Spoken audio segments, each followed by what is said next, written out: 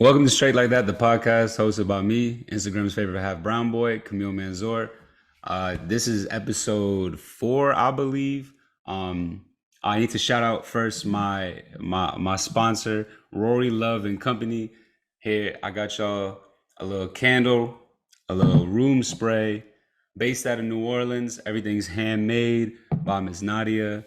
Um, the candles got a very long burning lifetime, up to 55 hours. They smell great, real small, great gift idea for, loved ones. Maybe the girl you saw working across the street from you, whatever it may be. Go ahead, tab. I'm actually even burning one right now. I love the Black Sea one.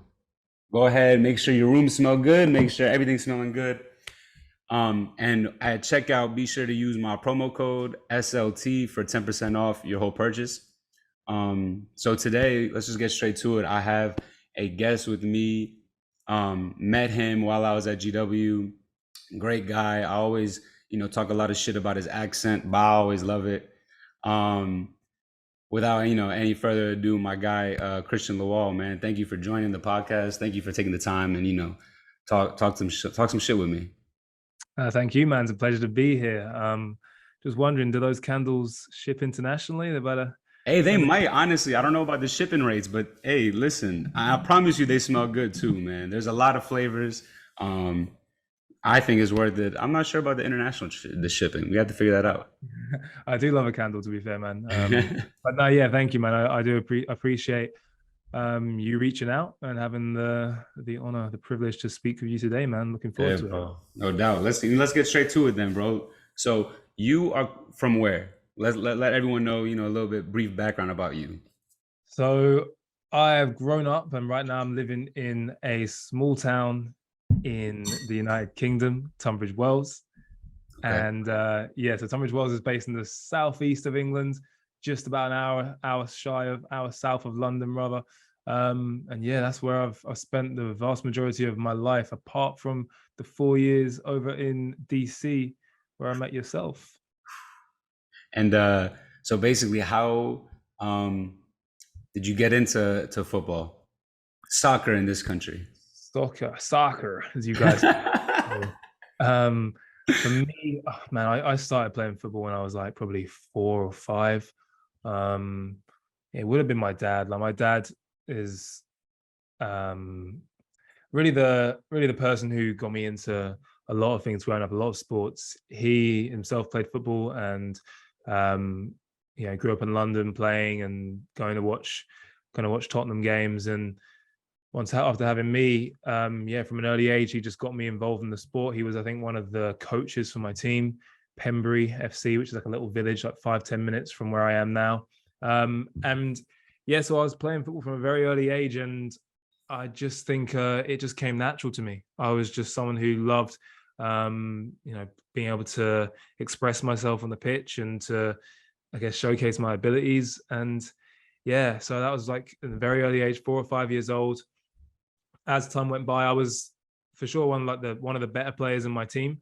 And it got to a point whereby my dad, just given the way he is quite a, competitive and ambitious man. He was always keen for me to try and push myself to play at a higher level. So it must have been around probably, 10 or 11 years old. I moved to a different team, slightly higher standard, started playing for my county. A county is basically like a state here, but okay. A county is typically they're smaller than a state in the US. Okay. So I was representing my county. It really went from there. And it was I've been playing ever since then, mate. Still playing to this day. Right. So while I guess growing up, you said how your dad influenced your competitive level of play. So he always wanted you to play at the highest level. So when making these moves, when you were 10, 11, whenever you got onto a new team, did you realize, like, from the first couple of training sessions that, wow, maybe like I'm already better than what level I'm at right now? You mean, did I think I was better than the level that I was moving into? Yeah. Like I don't think once you got there, you thought like, okay, like this is too easy. No, I don't think I had that experience, honestly. I think the step up was actually, for me, when I look back on it now, I was always a kid who was probably a little bit introverted and shy, and Mm, so I sometimes found it challenging to step into like a new environment, to step away from an environment whereby I was with like lots of my friends from school growing up, and where I felt very confident, and I was like it's like the sort of one of the best players in the teams, like a big fish in a small pond sort of thing. To then right. go into maybe more of the small fish in a big pond sort of vibe, and that for me was definitely a challenge initially, at least. Although I was definitely good enough to play at that level. Mm, I think I found it challenging just from a confidence perspective, at least for a few years, whilst I was still sort of figuring out. I guess I was still like feeling out my teammates, getting comfortable around them, and also I think just like exploring what position I wanted to play in as well at that age. Because as you go through as you're playing when you're younger, you sort of, at least in my case, I jumped from position to position. So yeah, yeah, yeah. it took a while to sort of build up confidence, but then later down the line, 16, 17, 18 is when I start to really step into myself a bit more and feel more assured in my ability and feel more confident. And that's when I started to, I think, become a much better player, essentially. Yeah. Okay, so 16, 17, that's high school, right? Yeah, high Okay. school. At that age, what happened? So 16, 17, you then start playing in the UK under 18s football. So you're then basically, you've got 2 year groups, so like 16 to 18-year-olds playing together. And I moved to a team called Tunbridge Angels, which was basically just a different team. And I was playing for their under 18 team, but also playing for their reserve team. So the reserve team was basically playing men's football. So I was 16 playing around playing with like guys who were in their 20s, 30s. And that was like, naturally a very eye-opening experience, and Yeah. an experience that causes you to mature and to improve as a player. So yeah, that was when, and that's also an age, 16, 17 is an age where a lot of kids decide, actually, I'm gonna go and do other things. I don't want to play football anymore. So it's sort of like a cut-off point for a lot of people. But Right. for me, it was a point where I was like, right, I'm gonna go further into this. I'm gonna like really try and use these next few years to develop further as a player, and to really try and improve. Yeah, yeah, yeah. You were playing both reserves and under 18 for your club in your county. Yeah, I was playing under 18s and reserve football for Tunbridge Angels. So it would be a case of I'd probably have a game on a midweek evening for the under 18 team, and then on a weekend on a Saturday for the reserve team. And then I was also playing for Kent, my county as well. And that was always a pretty good standard of football, because basically you'd play against the other counties nearby, but then also there'd be a national cup. So we ended up playing, you end up playing against counties from across the whole country. And I think maybe in my first year, because you can play for your county for 2 years essentially under 16. Yeah, maybe even more than that, but at under 18 Mhm. level, you play for 2 years. And in that final year, I think we won the national cup final, so we were essentially the best county in the country, which was awesome. Oh wow. Obviously, it's not quite. It's basically like the highest level you can play before playing for an academy, before playing for a professional team. So Okay. if you're good, but you're not quite good enough to play for an academy, which was perhaps my level, then you play for your county. But then lots of players who have played at county level, I know, who have gone on to play for professional clubs later in their career. So yeah, it's a really good Okay. standard of football. So what age, I guess, are you when you join an academy, like one of those professional academies? Mate, it can vary, can't it? You see kids these days join an academy at like 6 or 7 years old, Yeah. Yeah, yeah, yeah. um, and then some as late as 17 or 18. Mhm. Sometimes people, guys even get signed a bit later than that. But yeah, I do think that the sooner that you can get into an academy and receive the coaching that you're going to typically receive at that academy level, then the better. Yeah, I was never actually picked up, and it would have been a cool experience. But at the same time, Is that something that you wanted? I think at that age, for sure, when I was growing up, I Okay. wanted to try and, as every young boy pretty much in England at least wants to do, is to go on and become a professional footballer. So at Makes that sense. age, I Yeah. was keen to. But I also look at it now, and I just think, especially given the modern landscape of football, I feel Mhm. as though the level of like mental strength and resilience that is required to be a top level player is so high, and I don't know if Yeah, I feel like I could maybe handle it now, but me of 5, 6 years ago being in that position, I would have, I think, struggled, you yeah. know. So No, I hear that. yeah. So you're playing with these both these teams. You're 16, 17 years old, I guess now, and like I guess the academy, it's not working out. You're not getting picked up by anybody, or you're not signed to any academy. So was your next thought, okay, I want to play college? Like how did that become a thing? Because you're not in the States, you're over in England. How Mm. did you know about, what's a good school? Like why did you want to come to the US? Kind of like, talk about that Mm. journey. Yeah, it's tough to when I think back to it where my mind was at. I don't think I was a particularly conscious like 16, 17-year-old. I wasn't really thinking too far ahead. I was just thinking about let me just play football this week. Let me Mm. just enjoy like playing video games and stuff and just do all Yeah, the stuff that you yeah, do as a teenager, right? Um I was still playing for my county up until under 18s. I had like national trials as well because then you can play for England schoolboys, which is basically all the players from all of the county teams get the opportunity to trial to play for England, and then you play against the Republic of Ireland, Scotland, Wales, all the other Oh nations wow. essentially. And I was at a trial, like a showcase day for that. I think I got to the last 32 or something, but didn't quite make the cut. And then after that, really it was a case of I think my dad was the person once again who really made me aware of the possibility of going out to the US.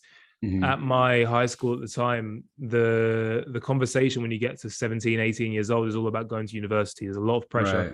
Go to university, you got to go and get a degree in something. I You were wasn't passing those A sure. levels? Past my levels. I did all right. I was playing way too much FIFA at the time, and that definitely impacted my grades. But at that time, I wasn't really sure what I wanted to do, to be honest with you. Like, I had a few options of universities in the UK, but I hadn't been to visit any of them. I didn't really want to go. I didn't know what I wanted to study.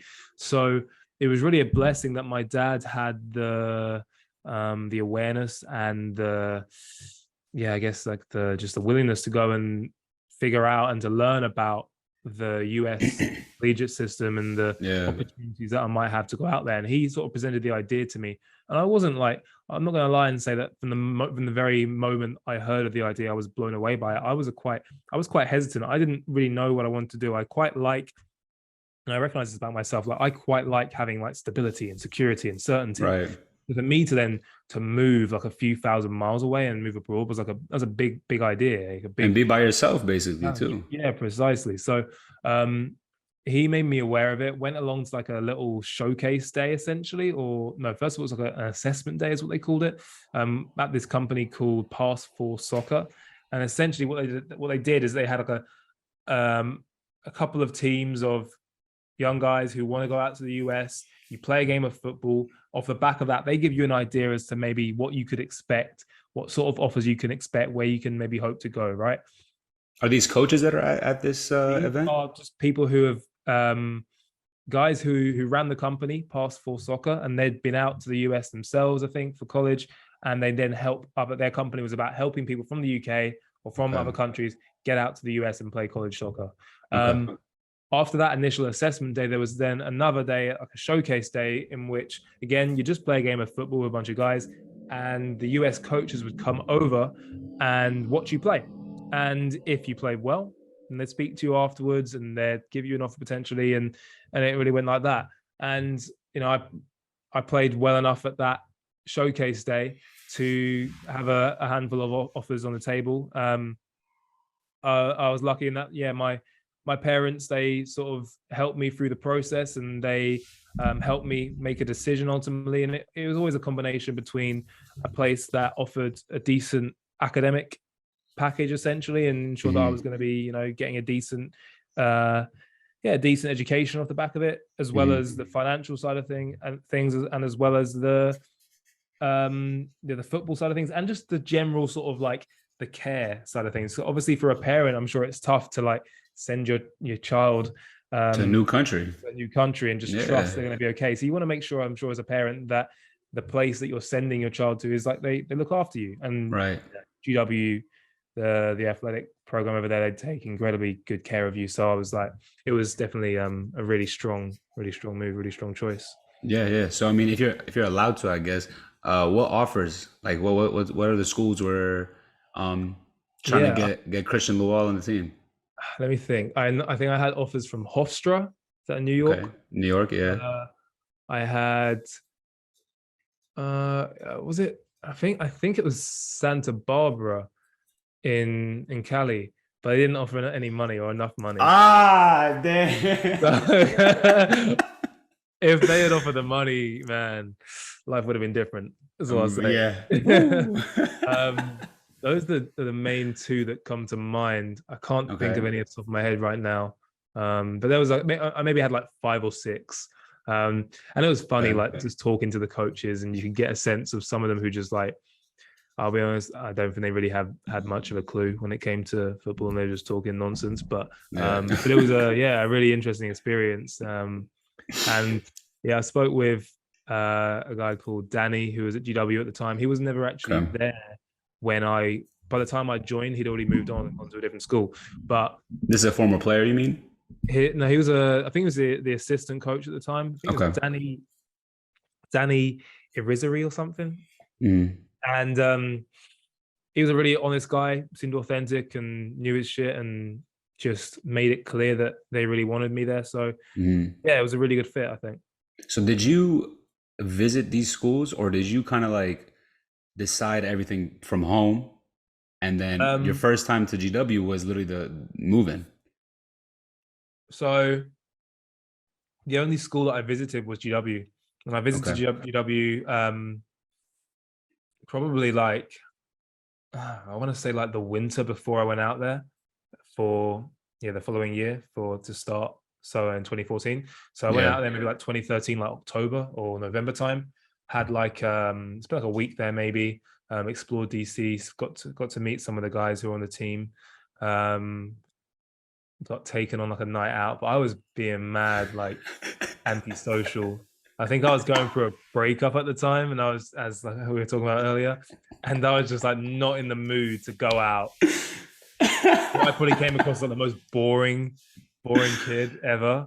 But Oh man, bro. but Hey, that and in at that time actuality, too, didn't Nothing Was the Same come out or something like that? So you were already in your feelings, bro. That I definitely think I didn't just help. started listening to Take Care like only a few months prior to that. I wasn't really early, so like yeah, I was still listening to like Over My Dead Body and all stuff like that. No, I'm kidding. But Hey. yeah, so but that was really cool. When I look back on it now, it's crazy. At the time, I actually found it quite tough to make a decision. In hindsight, I'm like, Mhm. man, there was no decision to make. It was so easy. Really? Luckily, yeah. Like I had options at different universities in the UK, but I wouldn't want to go to any of those universities in reality. Hmm. And off the back, like looking back at the experience that I had the 4 years I spent out in DC and at Right. GW, man, no brainer. I'm so Yeah. glad that I came to my senses and made the right decision. Hey, you were a little sad boy in the club, bro, but at least you were enjoying the the city. So all right, Yeah. you get to GW and how I guess we can talk about your 4 years collegiately. So you're coming in at what position? What position are you playing? I was a defender. I'd always in like actually it varied. So like I was saying, I played for the under 18s, played for the reserve Hmm. team, and played for Kent, Hmm. my county. For Kent, I played at right back. Okay. For the under 18s team, I played center mid. Actually, Which I played one? for The six? The 10? What were you playing at? I was like a box to box, really. Okay, Yeah, a little okay. box to box. Sometimes in like a little holding role, but mostly box to box.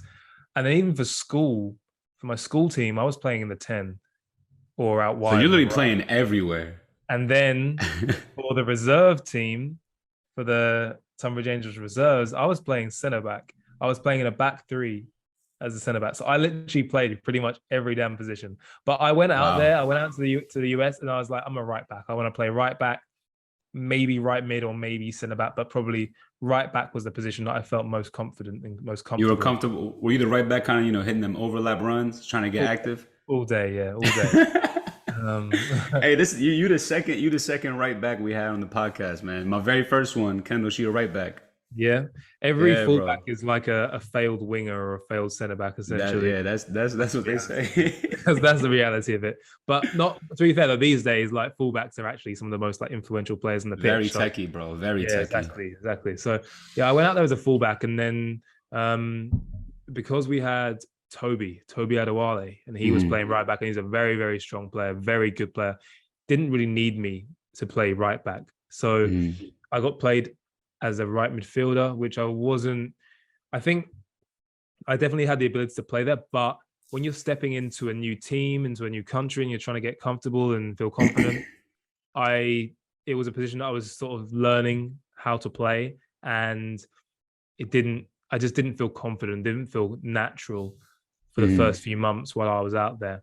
Um, mm, Later in the year, that freshman year, we were really struggling to score goals and just struggling to have any sort of like presence up top. So then I I don't know how it happened, but I ended up playing up front. I think I scored a couple of goals.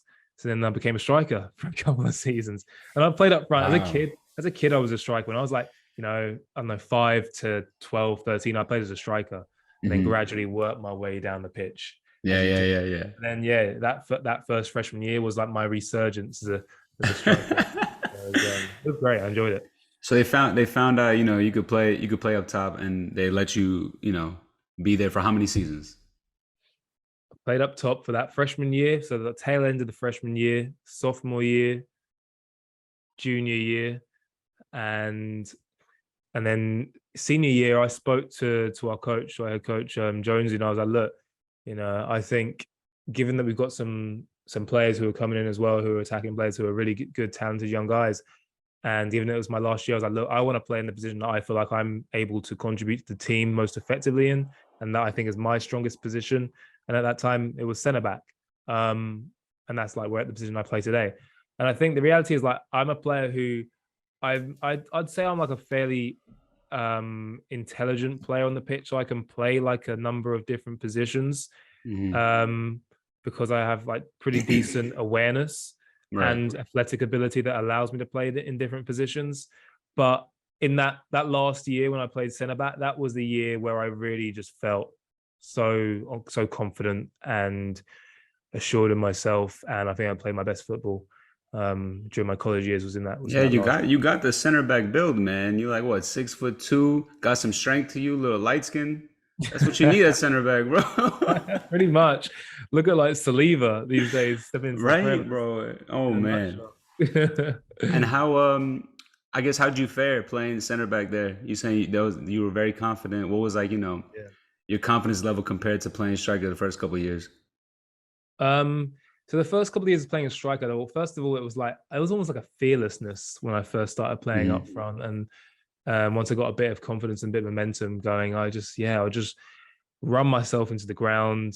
And there was such a good energy within the team during my sophomore and junior years, and we did so well as a team. I think we won the A10 Hmm. conference in my sophomore year, and a large part of that was like myself and Kobe playing in the 10. We would just work rate, absolute work rate. Hey And man, Kobe's a player. That's a absolute player. player as well, by the way.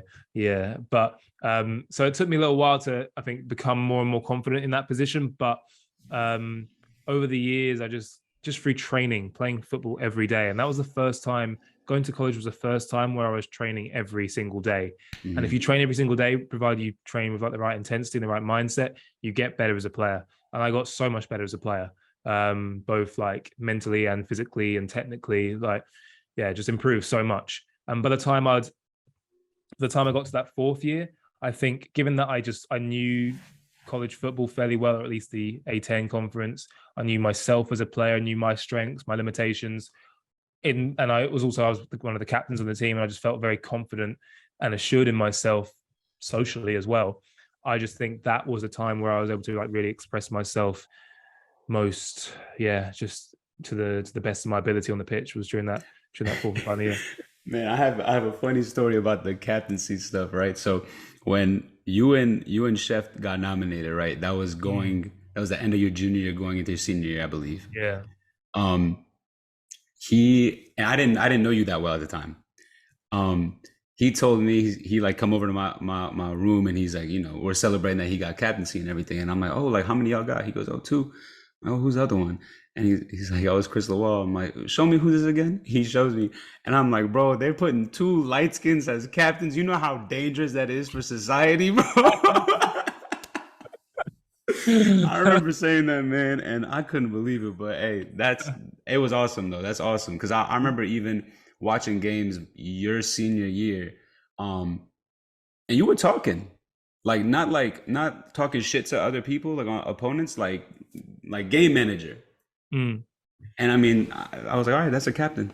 I don't know you like that, yeah, Chris, but that's a captain for sure, bro. Yeah, it was. I really enjoyed that.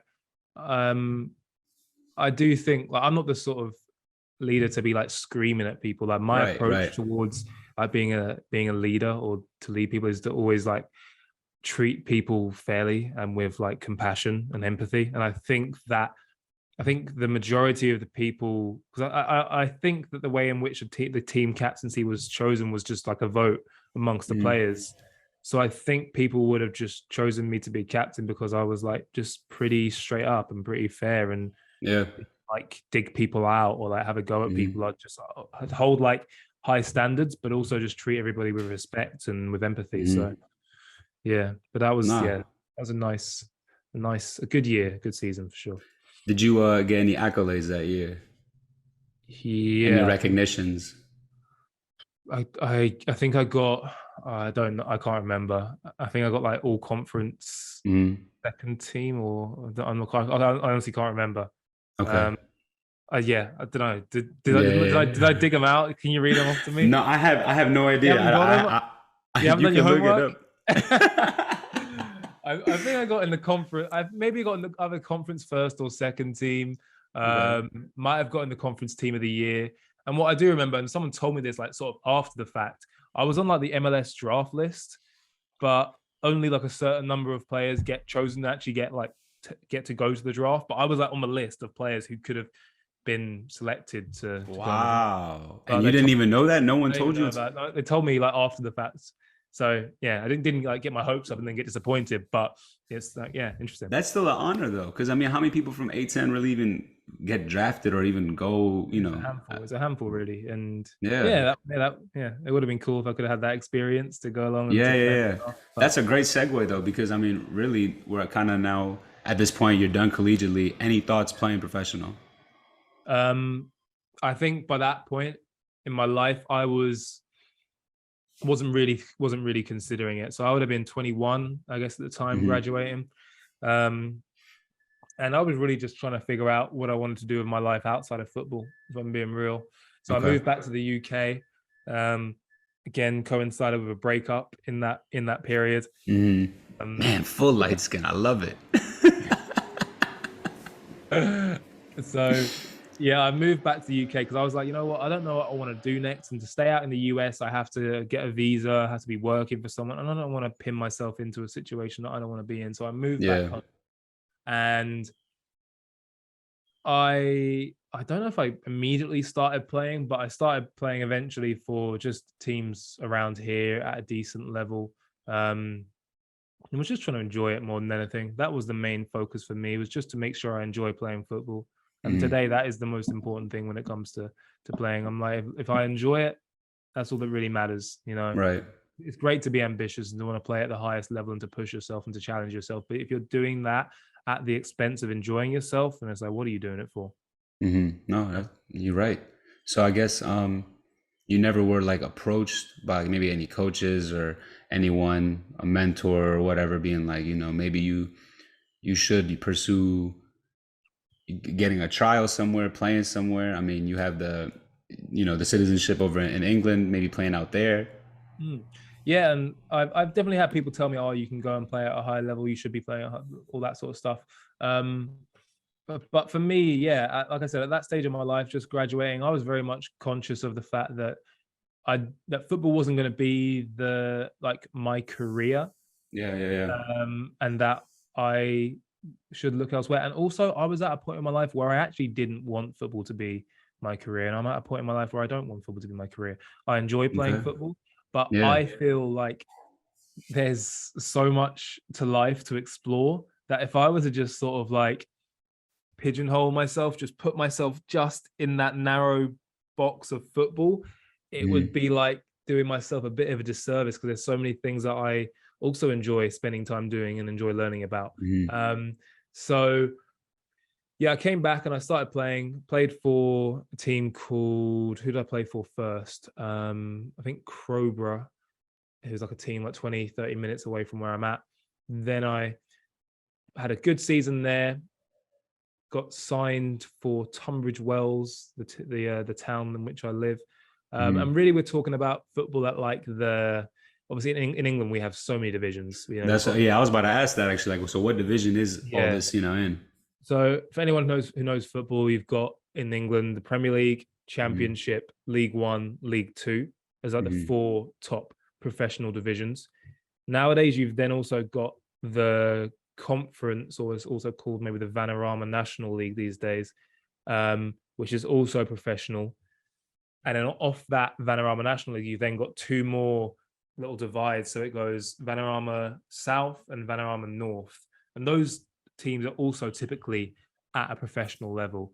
The league that I was in and that I am in now is like maybe like two leagues below that, North or South. So we're talking maybe like the eighth division or something like that. Mhm. But there's a lot of really good players, and a lot of players get paid a lot of money, and that even at this level, which is like ridiculous, but is how it goes. So are So you getting paid for this? yeah, I'm technically like a semi-professional footballer at this point, although I haven't played for a little while due to injury. But Right. yeah, I get paid. There's players in my team who get paid more than me for sure. There's players at my level who get paid a lot more than me for sure. But Mhm. yeah, it's a good standard right now. We're in what's called, so I play for Chatham Town. So I moved from Tunbridge Wells to Chatham maybe in 2020, and we're in what's called the Isthmian South Division. Sorry, so we're two divisions off the Vanarama South essentially. Okay. So yeah, and we're gradually climbing up there. Yeah. So I was about to ask. So is that your goal? Basically, you want to like keep moving up? Personally, I am like at a place right now at a club where I feel like pretty settled and Mhm. happy. And my main objective right now is to get back playing, to get injury Yeah. free, to get back playing, get back enjoying it. Because I've been injured for like the last nearly the last year now, right? So it's a bit of like a chronic injury. Osteitis pubis is the name of the injury for anyone who wants to look it up. Basically, it's like um inflammation of the bone tissue in and around your pubic region as a result of muscles leading into that area. So your adductors, hamstring muscles, pulling on that bone tissue, creating a little bit of inflammation, which leads to pain and all sorts of like dysfunction essentially. And it's a result of like faulty movement patterns. So it's like an injury that has been exacerbated Over over time. time. Mhm. It's not like I had an instant or a single event that caused that pain. It's happened and built up over time. Yeah. But so it's been like a long-term injury for me. And there's been moments where I have fell into a victim mindset where I've completely felt like what's the point? Like lethargic and just really Mhm. struggled. I'd say psychologically more than physically, you Yeah. know. So it's I don't speak on that matter, on that subject, as though I'm someone who's like on the other side of it, who Mhm. doesn't ever fall into that mind state. I'd say 80-90% of the time in my life I am very grateful, and I do view everything that happens as like as an opportunity. But there's Mhm. of course moments as well where I slip into a victim mindset, and these days the amount of time I spend in that mind state has definitely lessened as Yeah. I've become more self-aware and just more mature and Yeah. yeah, more in touch with myself. Yeah. Yeah. Yeah. Yeah. No, I mean it's just human nature to fall into that kind of victim mindset. But yeah, as you said, like as you get older, you know, it lowers. Yeah. So And football has taught me that, football has taught me that that it's lesson. another beautiful game, bro. It teaches Yeah, you a lot. exactly. Yeah, life Teaches is you like a a game of lot. football. Precisely. As a club, the club's ambition is to get promoted. We got promoted last season. The club is very much on like an upward trajectory. We get probably, it varies, but so anywhere between like 500 to 1,200 fans each game. Um, Wow. the club's whole infrastructure has been really well set up. It's like well, the all the facilities and everything we have is goes well beyond the average club at our level. Like most of the Okay. teams we go to don't have facilities anywhere near the level of what we have. So as a club, Chatham's very, very ambitious, and it's cool to be a part of that. Yeah, Ideally, yeah, you know, I want yeah. to get back playing and be Yeah. regularly enjoying it. But in the meantime, it's like just still being a part of it and supporting the team and helping the team to progress. That's the Yeah. So are you I guess since you're injured, you getting treatment? Like do they have like a treatment facility or are you kind of on your own doing it? we do have a full-time physio there, but ultimately there's only so much that a physio can do with regards to my Mm, injury, or at least a physio without a real understanding of like the mechanisms of the injury that I'm dealing with. So I've been working with a physio online. He's based in Australia, just to really just try and work out and get to the yeah. very root of the injury and the causal factors. And it's been quite useful just for like giving me an awareness of the things that I need to be doing, Hmm. which is really just like realigning my body and restructuring and rebuilding my movement Yeah. patterns. And it also helps just like from accountability perspective to have someone there, you know, who you can ask questions and just get some feedback from. So yeah, I'm at a phase right now where I'm gradually building up the intensity of my rehab and of my recovery. Hmm. I'm back like doing little, but just like the little bits of training sessions. So yesterday we had training last night, and I went and did the first 20 minutes and did a bit of like straight line running afterwards. So yeah, I'm trying my best to get back ASAP. It's been a long time. Yeah. But Is there a yeah, gradually. timeline? Is there like a date that you're looking to get No, back on? I've actually got an MRI scan on Monday, which will just further confirm the diagnosis and hopefully give just a little bit more clarity on it all. Um, in my mind, I'm not too sure. I don't like to put a timeline on it because it ultimately puts pressure Hmm. on the situation. I'm just Right. trying to go based off how I feel, and just keep on moving forward day by day. Yeah. That's the plan, man. Yeah. Hey, listen, we wish you a speedy recovery. Thank Are you. you playing center back on that team? Yeah, so when I Okay. first joined, we had the manager who's now currently the manager at Swindon Town, who I think are in League Two or League One, and crazy guy, absolutely crazy guy. But when I first signed, he had the team set up to play a back three, and he was by far the most tactically meticulous and aware coach that I've ever worked with. Mm. It was incredible because as a team, we were so well drilled, so well coached. You when you got the ball as a player, you knew exactly what options you had available to you. You knew what passes you were expect to made. It was almost like you were just like it became robotic. It became second nature. You just Mm. knew Mm. where you had to be on the pitch in every moment, in every phase, the passes you should be making. But if you didn't do what he had outlined, he would let you know. He would Yeah. scream at you. So it was a dichotomy of like being really really well coached, which helped me to improve as a player massively, and it helped the team to like just play excellent football and just to be really really successful. But it was also, I was torn between the enjoyment and the satisfaction of that and playing at a high level and being really well coached, but also playing for a manager who was highly demanding and who Yeah. put a lot of pressure on you as an individual. And personally, I don't respond too well to being screamed at when I make a mistake. You know, like I was saying earlier, I like to treat people with empathy and Yeah. compassion, Yeah. and Yeah. Yeah. Yeah. didn't really align with who I am as an individual. So it was challenging. Yeah. So you were playing a back three. Which three were you? The center? It would vary. I'd play on either the right or the left typically. Okay. Um, you know, I'm a right-footed, but I can use my left. It's, Yeah. you know, 3 stars. 3 star weak foot. I go four. I Four. go it's all relative, isn't it? It's all It is. relative. It Compared is to all like relative. Heung-min Son, no, I don't have a four-star weak foot. But compared to players at my level, I'd say I've got a four-star weak foot. Okay, I hear that. I hear that confidence, man.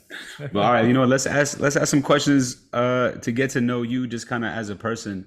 Mm. Um, aside from the game and like what you're doing right now. All right, off the jump, favorite artist all time. I don't even have to answer that. Come on. Hey, Drake. all right. So how about this? Then give me your top three favorite songs all time. Wow. Okay. I'd say for me with Drake, it always ends up being the songs that are a little bit more depthy, more lyrical. You know, Okay, I okay. appreciate the bangers and all that, but I Yeah, like yeah, yeah. Do Not Disturb comes to mind. Bar Western, after bar. yeah, bar after bar. Western Road Flows. Well, you hitting them. Um, Give me a then third one. That's two immaculate tunes, bro. I need a third one. I might mix it up. I must not even actually. Nah, Jungle. You know music, bro. Jungle is top five all time, bro. All time, bro. Can I say? Right? Yeah. All right. Next. Grime or rap? Rap. Oh, my voice went. Man, I've had a real tight throat today. I've been trying to massage these throat muscles in preparation for this for this interview, and here we are. Big moment comes about, and I bottle it. Rap. To be honest with you, like, yeah, grime doesn't really do it for me. Yeah. No. Yeah, rap. Okay. Simple as. Okay. Favorite player growing up and then current favorite player right now. Growing up, I mean, different phases of my life, I had different favorite players. When I was young, it was like Aaron Lennon, Wow. Jermaine Defoe. I'm a Okay. Spurs fan, obviously. So those two. Then later down the line, it was like Gareth Bale. And then obviously, like I outlined to you, Moussa Dembele. But if we're talking Right. about players right now, and if I had to pick one from all of those, probably Gareth Bale. Oh no, Dembele maybe. I don't know. Tough. It's impossible to decide. But then active players right now, of the Spurs players, it would probably be Harry Kane. Like, Yeah. dude, I just appreciate his journey from like it coincided with the time that I went out into DC. So 2014 was the year when he first sort of burst onto the scene, and to be able to witness that whole progression, that whole journey, and his just intelligence on the pitch, I just appreciate that so much. I hear that. Quality player, bro. Quality player. Incredible Problem is, come like November time, I forget what exact date it is. I'm not too sure he doing much in the group stage, man. I don't think he doing much. In particular, it's that team across the pond, bro. I'm not too sure if he's gonna do much with them. Let's go ahead. Let's talk a little World Cup then, real quick. Yeah, sure. Who's winning Group B?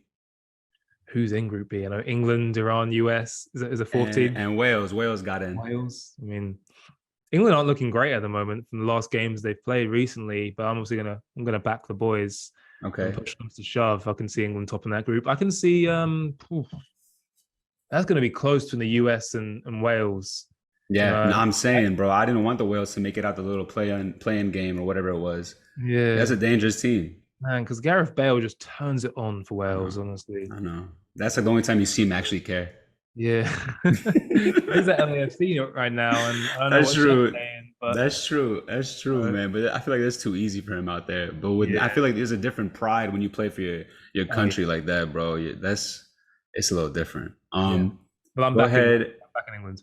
Yeah, England winning Group B. I'm backing them. Yeah. And then who's coming out second then? I might be unpopular in saying it. I think Wales will come through. Ooh, don't say that, bro. I will cry for like a week if that shit happens.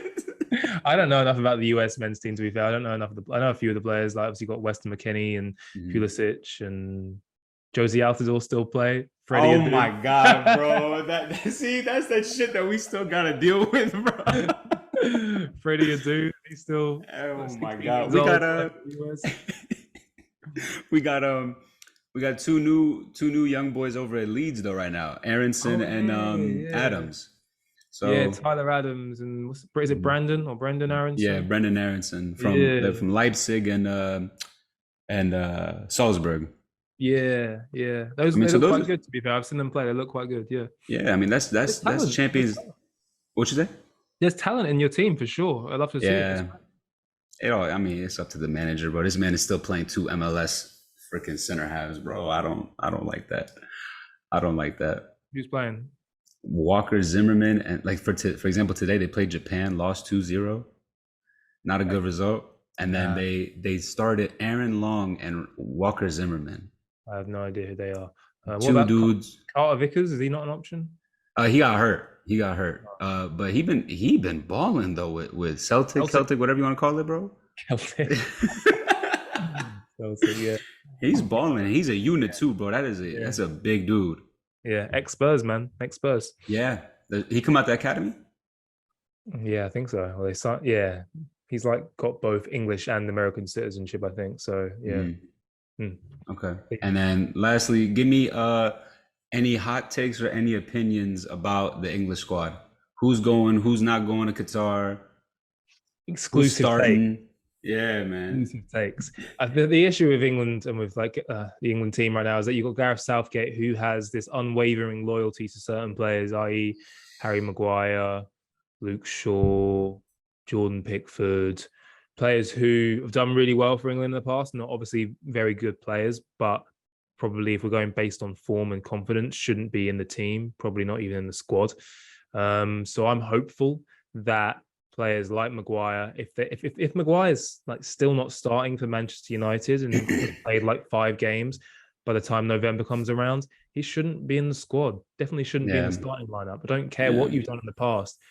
Right now is what matters. So yeah, I'm hopeful that Southgate can just pick a team based on form, um, and confidence as well. I think players like Jude Bellingham and um, Phil Foden should definitely be involved.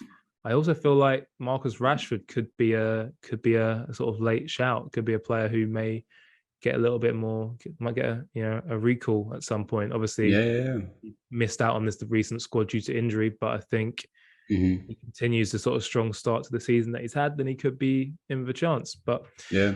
ultimately, it's all just down to Harry Kane, really. If Harry Kane turns up, then we'll be all right. And the rest doesn't matter as long as Harry Kane doing his Yeah, thing, huh? pretty much. He'll bag like 7 penalties, and we'll be all right. All right, man. Let's get to the Instagram questions really quick. Sure. Um, we again every time I announce a guest, I'll go ahead and put like the little questions tab on my story, and that's y'all's opportunity to ask whatever. It could be about the game, life, whatever it may be, but ask. Don't be shy. Like don't be hesitating to ask. Like they're all humans at the end of the day. We all want to. Yeah, everyone. See, this is like the fourth person, man. Every single person is saying that. Everyone's saying, "Listen, man, I'm open. Like, I want to help. Like, if you want to ask questions about this, like, if you're too scared to ask, Christian, straightforward, ask me, and I'll ask through. You can ask through me. I'll go ahead and ask Christian. So, Just go don't ahead and always. down with it. Just don't be like, "What's the meaning of life?" Because I don't have the answers to the question. Yeah, that kind of stuff. Come on, man. We'll talk I'm not about it, even but right. All right, so let's go ahead. First question. Would you rather have a game-winning goal or game-saving goal line clearance? game-winning goal all day. Not even close? I think so. Yeah. I mean, it's a simple. No, yeah, game-winning goal. That feeling when you see the ball hit the back of the net, unparalleled. So Have you good. ever had one? Like last minute winner. I must have. I can't. Yeah, yeah. I had 2 last season actually. Yeah, I Really? scored 2 last minute winners last season. One against my old team, Tunbridge Wells, literally at the 95th minute, and then got bundled. And I genuinely thought I'd taken my last breath. I got bundled by everybody, and I thought that was Hey, it. if you have a video of that, send it to me, and I'm I gonna go ahead and do. put it on here. I'll try and find that. It's definitely Okay. somewhere. Yeah. Okay. Cool. All right. Most hated Prem team. Um, I don't even know if I hate. It's easy for me to say Arsenal because I'm a Spurs fan, but in actuality, like I watch Arsenal, I think they're a really good team. They play really good football. I like Arteta. I like Mhm. some of the players they've got. It would have to be a team that I actually just don't enjoy watching. Um, so maybe in the past would have been like Burnley. Right Trash. now, maybe it's like uh, Aston Villa. I watched them the other night and I didn't enjoy watching them at all. Okay. All right. And So I it's don't not even even a just hatred. It's no, more I just don't, so I don't. if you don't enjoy their play. Yeah, right now I don't. I think with Aston Villa, with the the players they have underperforming. If we're going like as a whole True. club, a club that I don't like what they represent, maybe Chelsea. Sorry. Yeah. Hey, you did that shit on purpose, man. I'm worried, bro. I'm worried with this with the American owner now Yeah. and Tuchel being sacked that fast. I don't know, bro. But I really like Graham Potter, so like, It's same. I've been hot, bro. When I saw that Graham Potter is a potential replacement, I was high, bro. Because look what he was doing with Brighton. yeah. All the players coming out of there, Kukurea, Bissouma. I mean, Mm. Trossard is now I might be fucking up his last name, but he's Yeah. a national team player in Belgium. Look Yeah. what I mean, they got a squad, bro. Lamptey's over there, and now he's I think he's rocking with Ghana now. Yeah, he is. Yeah, yeah, yeah. So he's now a national team player. So He's look what done. he does, man. He's done well. All right, last question. What are some of the major differences of youth club football level in the UK versus America? Now, I know you don't know because you didn't experience the US youth level, but you played alongside players who did. Mm. Can you see any differences? I guess it is like maturity of the game, IQ, technique. Mm. It's Is it hard easy to. to spot? You know what I'm saying? Like, okay, he came from England. Besides the accent, just like solely off that, solely off techie. Besides the accent and the crooked teeth. Um, um, I don't know. I think when I first went out to the US, one thing I immediately became aware of is like the fitness levels, the absolute athleticism of so many of the guys in the US was absurd. Um, that was one Wow. thing that really stood out to me straight off the bat. I don't think in the UK we do a good enough job of working on the physical side of the game. Just like stuff in the gym and fitness, like the English football is inherently physical, but I do just think the level of fitness is at another level in the US. Hmm. Um, that was probably the main difference I noticed. I do think I think from a technical perspective, the players are definitely getting a lot better in the US Okay. for sure. Definitely, it's we see now with more and more American players playing abroad, playing in Europe. Yeah. Yeah. That speaks to that exactly. But um, there were it was a real mixed bag. There were in our team like some players who had a really strong technical ability, and some players who were probably pretty much just athletes, and that was it. Yeah. Weren't Yeah. too strong when it came to the technical side of the game. Yeah. So I'd say, yeah, in a nutshell, the US more physical as like a baseline, higher level of Hmm. physicality, but probably not quite as strong on the technical and on the sort of psychological side of things when it comes to awareness on the pitch and just game IQ, that sort of thing. Yeah. Yeah. I hear that. All right. Actually, and I'm gonna ask one more question because this one just Go came to ahead. my head, and I want to ask this one. Mm. Who's the best player you've played with, and who's the best player you've played against? Mm. Best player I have played with. I've played with some pretty good players, to be fair. When I was growing up, I played with a guy when I was playing for Kent. It's just for like one season, I think.